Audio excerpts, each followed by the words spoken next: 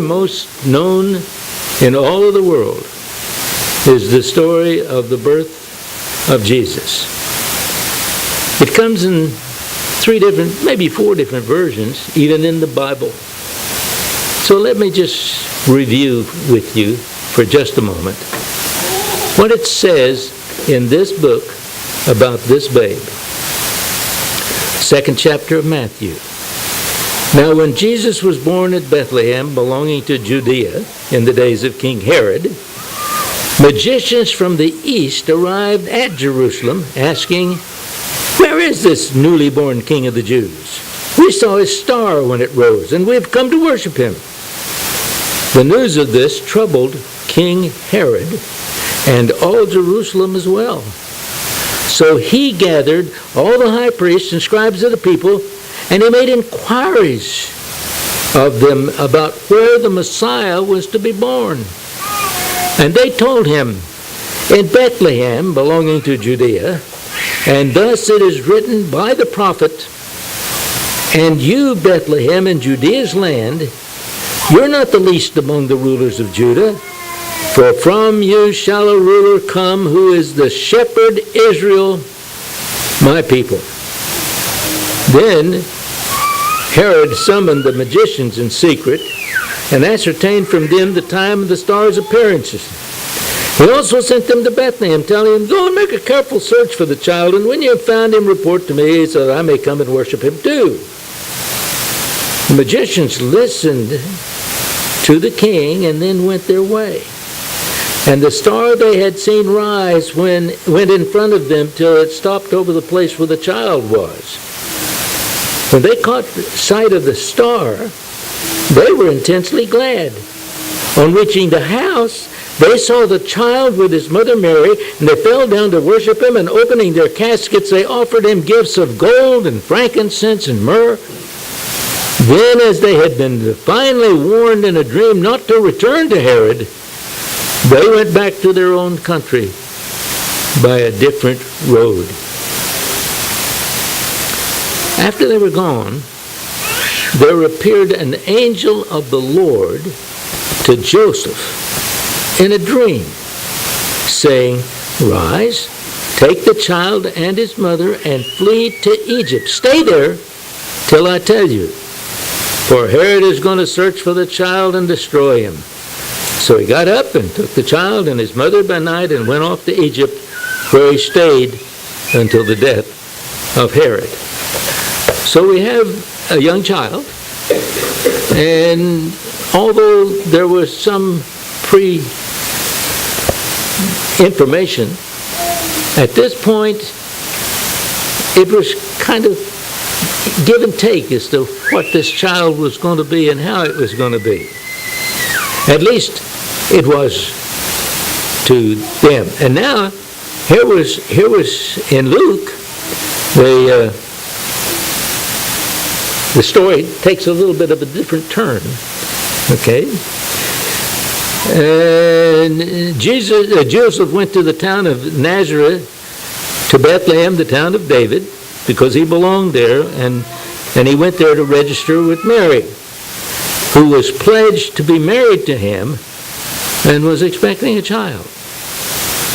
While they were there, the time came for the baby to be born, and she gave birth to her firstborn, a son. She wrapped him in cloths and placed him in a manger because there was no room for them in the inn. And there were shepherds living out in the fields nearby, keeping watch over their flocks at night. An angel of the Lord appeared to them, and the glory of the Lord shone around them, and they were terrified. But the angel said to them, "Do not be afraid. I bring you good news of great joy that will be for all the people. Today, in the town of David, a Savior has been born to you. He is Christ the Lord. This will be a sign to you. You'll find a baby wrapped in cloths and lying in a manger." Suddenly, a great company of heavenly hosts appeared with the angel, praising God and saying, "Glory to God in the highest, and on earth peace to men on whom his favor rests." When the angels had left them and gone into heaven, the shepherds said to one another, Let's go to Bethlehem and see the thing that's happened, which the Lord has told us about. So they hurried off and found Mary and Joseph and the baby who was lying in his manger. And when they had seen him, they spread the word concerning what had been told them about this child. And all who heard it were amazed at what the shepherds said to them. But Mary, now pay attention, but Mary treasured up all these things and pondered them in her heart. The shepherds returned, glorifying and praising God for all the things they had heard and seen, which is just as they had been told. The story stops right there in Luke and goes for 12 years in the temple. So we don't know what happened during the rest of that time, do we? There are lots of people that will tell you all kinds of wonderful stories about what happened and where they were. And one of the stories that they'll tell you is about these visitors who came from afar, from the east. These so-called kings that came bearing gifts for the child. And so that you'll get this burned into your memory, I'm going to ask you to turn to page 281 in your hymnal right now and join with me in singing this wonderful song, We Three Kings of Orient Are. 281.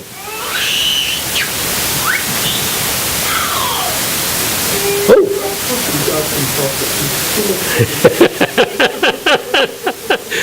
Well, does anybody know the key? Huh? Okay.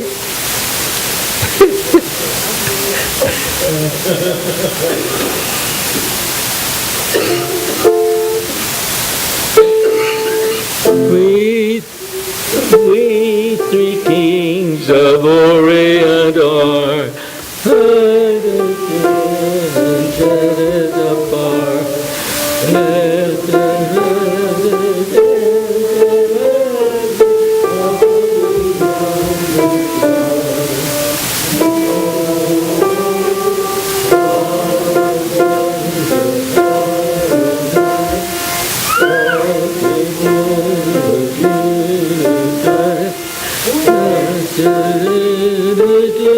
proceeding toward us to thy perfect light.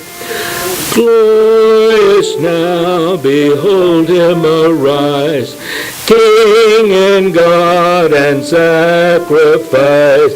Hallelujah, hallelujah, sounds through the earth and skies. Oh, star of wonder, star of sight, star with royal beauty bright, westward leading, still proceeding, guide us to thy perfect light. If you noticed in the story about the shepherds, they were not kings, not royalty of any kind.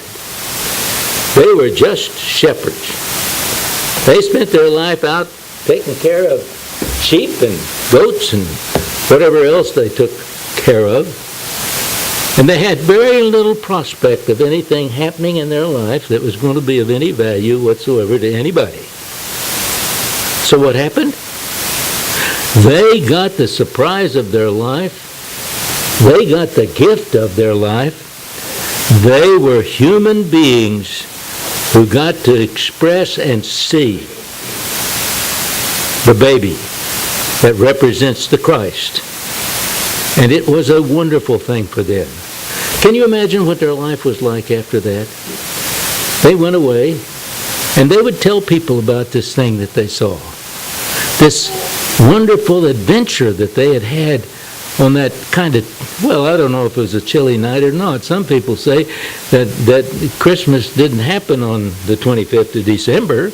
It happened on the 4th of April or the 7th of October or whatever thing you want. Does that make a difference to you? You see, it makes a difference to a lot of people, because if you tell people, some people, that 25 December is not the birthday of Jesus, they're liable to club you to death. I mean, everybody knows it was on the 25th of December. I mean, that's what I was told when I was a kid, and that's what my folks were told when they were kids, and that's what my folks were told when they were kids, so it must be true. So we celebrate it that way. But when should we celebrate the birth of the Christ? It won't be the glorious birth that we all want until we individually understand that every morning we get up, we are giving birth to the Christ once more. And during that day, there is the greatest opportunity that anybody could ask for your day to turn out to be the day that you help save the world, that you give peace and joy and prosperity to others, and that your life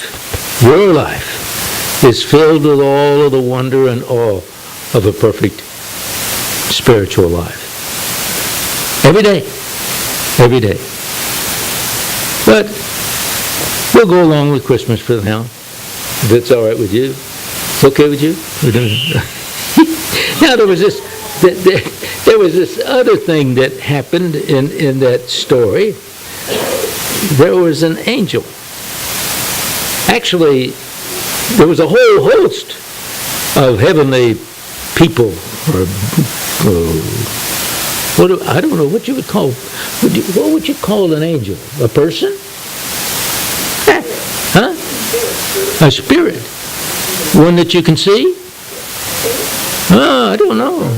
I've never seen. Have any of you seen an angel? I've never seen an angel, but I know I've been visited by angels. And I think all of us have a sneaking suspicion that we have too. And wasn't it fun? I mean, there wasn't any part in that angelic visit that said to you, now, I've come to you, and I've shown you the light. So if you don't follow the light, you're going to go to hell. Or something else bad's going to happen to you. Or you're not going to be successful in this life, and people are going to hate you and all that, you know. That's what a lot of people think about angels, that they come to warn you of the dangers of not doing what God told you to do.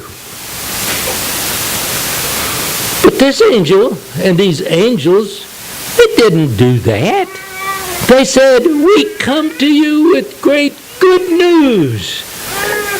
That today is being born the Christ Spirit within this baby, as it's been born in every person from the beginning of time.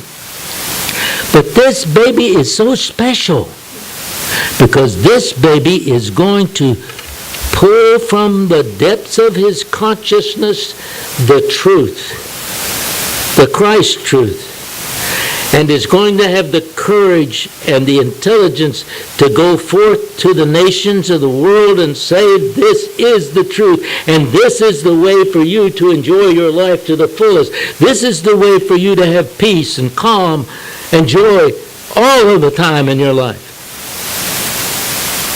So let's sing that song. It's on page 279. It's Angels We've heard on high.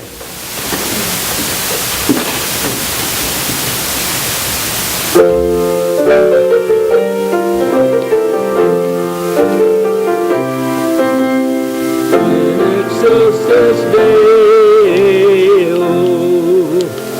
angels we have heard on high, singing o'er the plain, and the mountains in reply, echoing their joyous strains. Oh,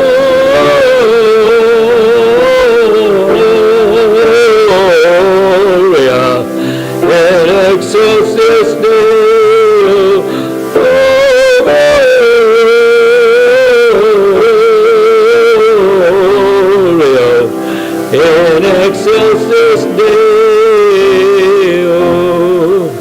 Shepherds, why this jubilee? Why your joyous strains prolong? See what may the tidings be, which inspire your heavenly song. Gloria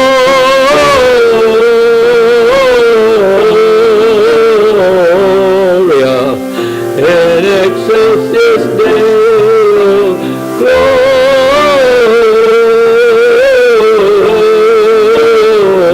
Gloria in excelsis Deo. Come to Bethlehem and see him whose birth the angels sing. Come adore on bended knee, Christ the Lord, the newborn King. Gloria,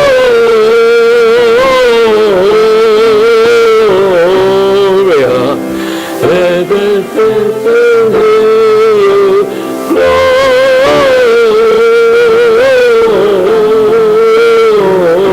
Gloria, in excelsis Deo.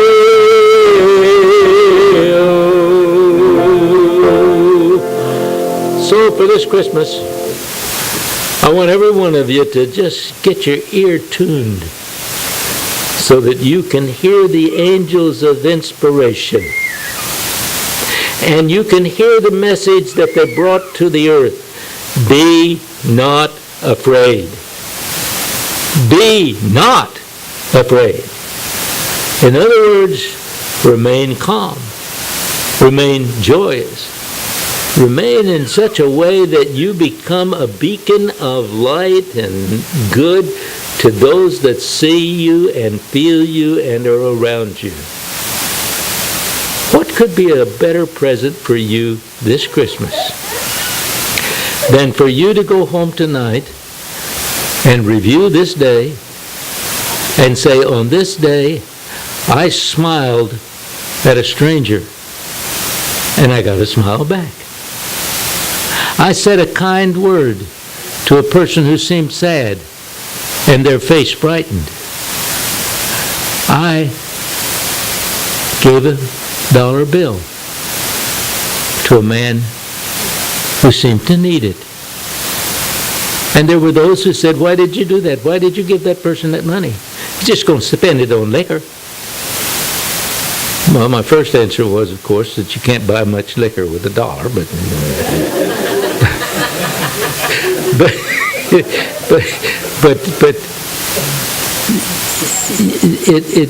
it indicates that others think that it's frivolous. So what was your response on this day? Was it, oh, you're right, I shouldn't have done that? Or, my friend, this was an act of kindness, and it was received in that spirit. And my heart leaps with joy because of the joy of another. So this day, go to bed knowing that you have listened to the angels on high, and that you have with the shepherds discovered the child, the Christ child, that resides in your own heart. It's in that spirit that we say to you and to all of your family and to all of the world, Merry Christmas. Merry Christmas to all. Yeah. Bless you.